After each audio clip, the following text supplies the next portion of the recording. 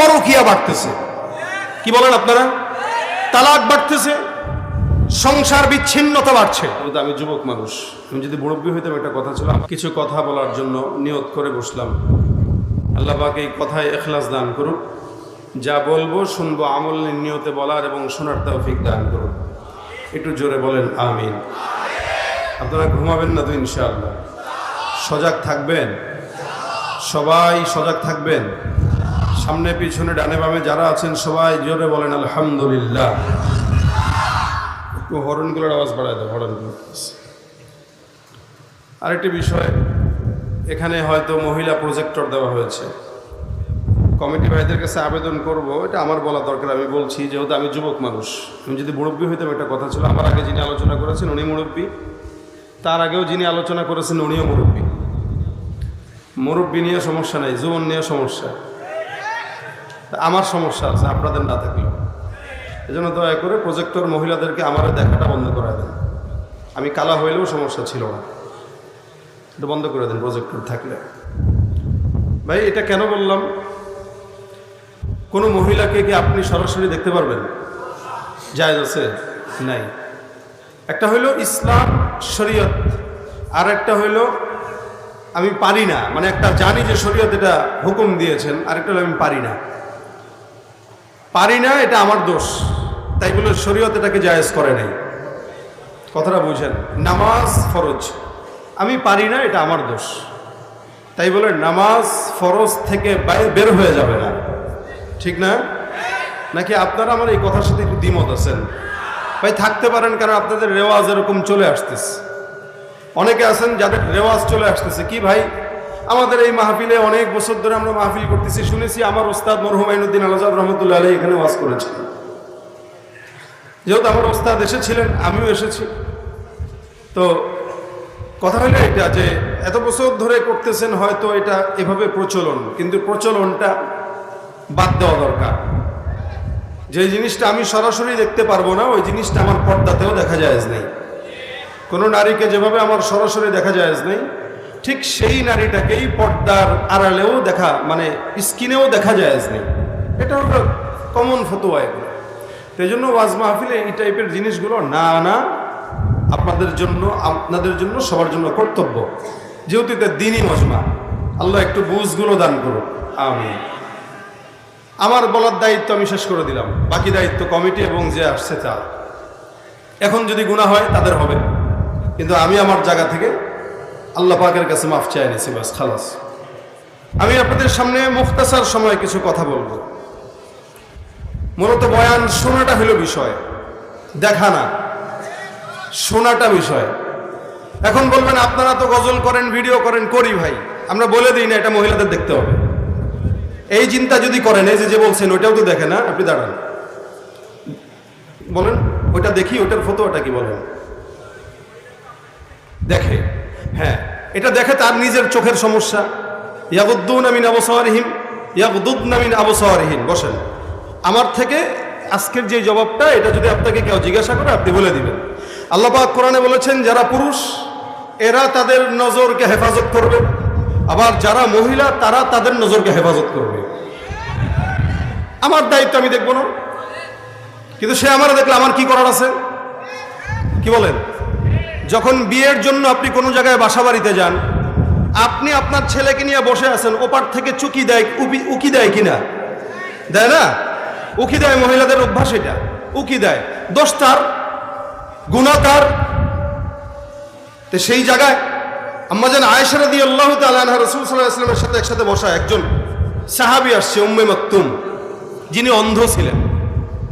রাসূল সাল্লাল্লাহু আলাইহি ওয়াসাল্লাম বলেছেন, আয়েশা তুমি ঘরে যাও।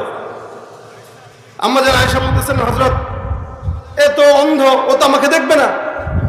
রাসূল করিম সাল্লাল্লাহু আলাইহি ওয়াসাল্লাম স্পষ্ট বলে দিয়েছেন, সে অন্ধ হতে পারে, তুমি অন্ধ না, তোমার চোখ আছে, তুমি তোমার চোখের হেফাজত করো, যাও ঘরে যাও। আমি আমার চোখের হেফাজত করবো, আপনি আপনার চোখের হেফাজত করবেন। এখন কেউ যদি 24 ঘন্টা আমার মোবাইলে দেখে, আমার কি করার আছে? কি করার আছে? তারে কি আমি পিঠে এটা শোনাইতে পারবো? এখন তার আল্লাহর ভয় কতটুকু তার অন্তরে, এটা তার তাকওয়া আর নজরের দ্বারা হেফাজত করা বোঝা যাবে। আমার তাকওয়া এতটুকুই যে ভাই আমি বলছি আপনারা এটা দূর করেন, এখন তাদের তাকওয়া, তারা যদি মোবাইলে সার্চ দিয়ে আজকে রাত্রে বাসায় যায় দেখে আমি কি কিছু বলার আছে নাই। এই জন্য যার যার হেফাজত নিজের কাছে। বর্তমান সময়ে ফিতনার জামানা, এমনও পরকীয়া বাড়তেছে, কি বলেন আপনারা? তালাক বাড়তেছে, সংসার বিচ্ছিন্নতা বাড়ছে, প্রতিনিয়ত বাড়ছে।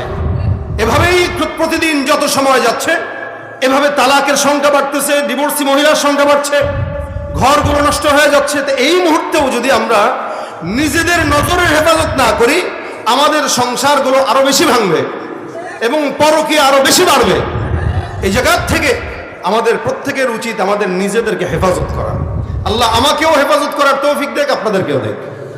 জোরে বলেন আমিন। কথা যদি কেউ বুঝে থাকেন তাদের জন্য ইয়া উলিল আলবাব, আল্লাহ পাক রব্বুল আলামিন বলেছেন বুঝমানদের জন্যই আল্লাহ পাক রব্বুল আলামিন উপদেশ দিয়ে থাকেন। আর যারা বুঝবে না তাদের জন্য হেদায়েতের দোয়া করা ছাড়া কোনো উপায় নেই।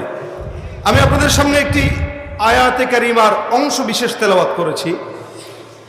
ওই জায়গা থেকে কিছু কথা, যে আয়াতে কারিমার অংশ বিশেষ তেলাওয়াত করেছি আপনারা হয়তো সবাই জেনে থাকবেন।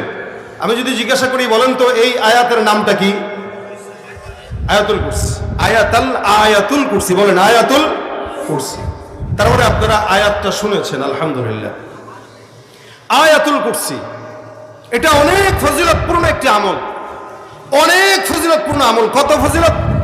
হযরত উবাই ইবনে কাব রাদিয়াল্লাহু তাআলা আনহু থেকে বর্ণনা আছে, নবী করিম সাল্লাল্লাহু আলাইহি ওয়াসাল্লাম তাকে একবার জিজ্ঞাসা করলেন, হে উবাই, কোরআনের সূরা ফাতিহা থেকে নিয়ে নাস পর্যন্ত কোন আয়াতটা সবচেয়ে ফজিলতপূর্ণ, দামি, একটু বলো।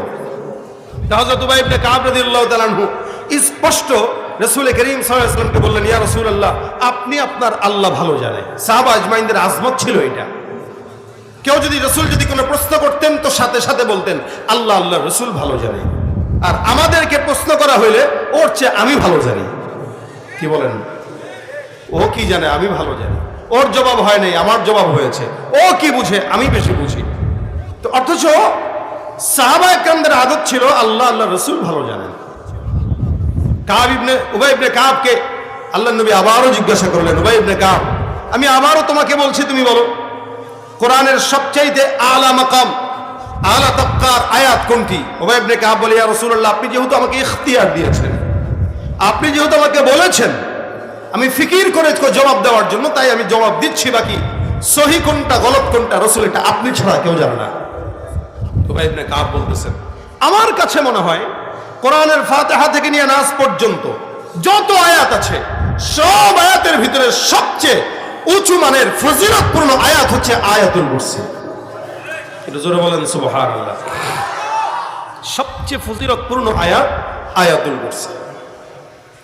হযরত রাসূল করিম সাল্লাল্লাহু আলাইহি ওয়াসাল্লাম কি করলেন? এই জবাব দেওয়ার পরে আম্মা জান উবাই ইবনে কাব বলেন, নবী করিম সাল্লাল্লাহু আলাইহি ওয়াসাল্লাম আমার বুকে একটা থাপ্পড় দিলেন। এই থাপ্পড়টা কিসের? অনেক সময় ওস্তাদেরা ছাত্রদেরকে দেয়, শাবাশ বেটা তুই পারলি, বিষয়টা এই। হযরত উবাই ইবনে কাব বলেন, নবী আমার বুকে এইভাবে, শাবাশ, আল্লাহ তোর ইলমে বরকত দেখ, তুই যেটা বললি এটাই সত্য। কোরআনের ফাতিহা থেকে নিয়ে নাস পর্যন্ত সবচেয়ে দামি আয়াত হলো আয়াতুল কুরসির আয়াত। সুবহানাল্লাহ। হযরত উবাই ইবনে কাব বলেন, সেদিন রাসূল সাল্লাল্লাহু আলাইহি ওয়াসাল্লাম আমাকে বলেছে গোটা কোরআনের ফাতিহা থেকে নাস পর্যন্ত সবচেয়ে দামি আয়াত কোনটা? কথা বলে না। বুঝে থাকলে বলেন কোনটা? আয়াতুল কুরসি। ভাই আমি আপনাদেরকে জিজ্ঞাসা করতেছি, এটা হচ্ছে মুযাকারা। আমি আপনাদেরকে জিজ্ঞাসা করবো, আপনারা জবাব দিবেন। উভয় পক্ষ কথা বলার দ্বারা মুযাকারা হয়। একা আমি বললাম আপনারা বললেন না, এতে হয় না। দুজন মিলে বলবো তাহলে মনে থাকবে। কোরআনের সবচাইতে ফজিলতপূর্ণ আয়াত, দ্বিতীয় দিন যদি কেউ আপনাকে প্রশ্ন করে বলো তো কোরআনের সবচাইতে দামি আয়াত কোনটা, আপনারা কি বলবেন? আয়াতুল কুরসি। পেয়েছেন কোথায়? উবাই ইবনে কাবের এই হাদিস।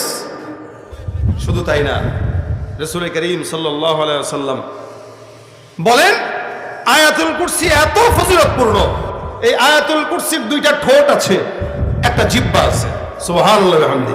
দুইটা ঠোঁট আছে, একটা জিহ্বা আছে। আয়াতুল কুরসি আরশের নিচে বসে বসে তার জিহ্বা ঠোঁট দিয়ে আল্লাহ পাকের জিকির আদায় করতে থাকে।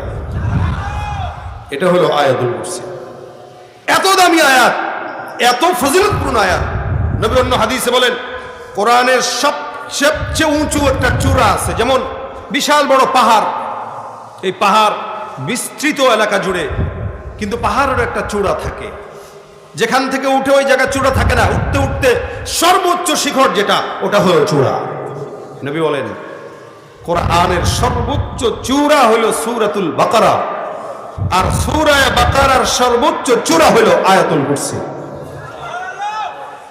তাহলে ফজিলত কম না বেশি? অনেক বেশি। এই কারণে আল্লাহ পাক রব্বুল আলামিনের হাবিব বলেছেন এটা বেশি বেশি পড়ো তোমরা। শুরুতেই কি আল্লাহ পাকের উলুহিয়াতের সবক দিয়ে দিয়েছেন, আল্লাহু লা ইলাহা ইল্লাহু, আল্লাহু লা ইলাহা ইল্লাহু আল হাইয়ুল কাইয়্যুম লা তাখুযুহু সিনাতুন ওয়ালা নাওম। এখানে আল্লাহ পাক সবক দিয়ে দিলেন আল্লাহ লা ইলাহা ইল্লাহু, এমন একজন মালিক কুদরতুল রব, যেই রবের পরিচয় আল্লাহ পাক নিজেই তুলে ধরে বলেন আল্লাহ পাক রব্বুল আলামিন এমন একজন কুদরতুল রব যিনি ছাড়া অন্য কোনো ইলাহ নাই। মনে করেন তো আল্লাহ ছাড়া অন্য কোনো ইলাহ যদি থাকতো তাহলে দুনিয়া কি টিকে থাকতো? খুব বুঝবেন, দুনিয়ার জমিনে একমাত্র রব বলেন আল্লাহ, যে আল্লাহ পাক রব্বুল আলামিন নিজে একা, শরীক নাই, লা শারীকা লাহ, যার সঙ্গে কোনো শরীক নাই, যার কোনো ইলাহ নাই, একমাত্র তিনি আল্লাহ। যার কারণে আপনার আমার ঈমানের হালতটা এরকম যে এক আল্লাহর জন্য জীবন দিতে তৈয়ার, কিন্তু বাতিলের সামনে কোনোদিন মাথা নত করতে রাজি না। আল্লাহ কয়জন? কয়জন? আমার আল্লাহ ডাক দেয়া বলেন লাউ কানা ফীহিমা আলিহা, লাউ কানা ফীহিমা আলিহাতুন ইল্লাল্লাহু লাফাসাদাতা। আল্লাহ পাক রব্বুল আলামিন বলেন আসমান আর জমিনের মধ্যে যদি কোনো এক আল্লাহ ছাড়া অন্য কোনো রব থাকতো, আল্লাহ পাক রব্বুল আলামিন বলেন এই আসমান আর জমিনের মধ্যে একাধিক প্রভু যদি থাকতো, রব থাকতো, গোটা আসমান আর জমিন ধ্বংস হয়ে যেত। খুব বুঝবেন, নেতা যখন বেশি হয় তখন এলাকার মানুষরা বিপদে থাকে, কারে থুয়ে কারে মানবে। বর্তমান বাংলাদেশের অবস্থা যেরকম, ক্ষমতায় তো কেউ নাই, এখন সবাই নেতা, যার কারণে জনগণ বিপদে আছে, কারে মানবে, কে সরকার হবে।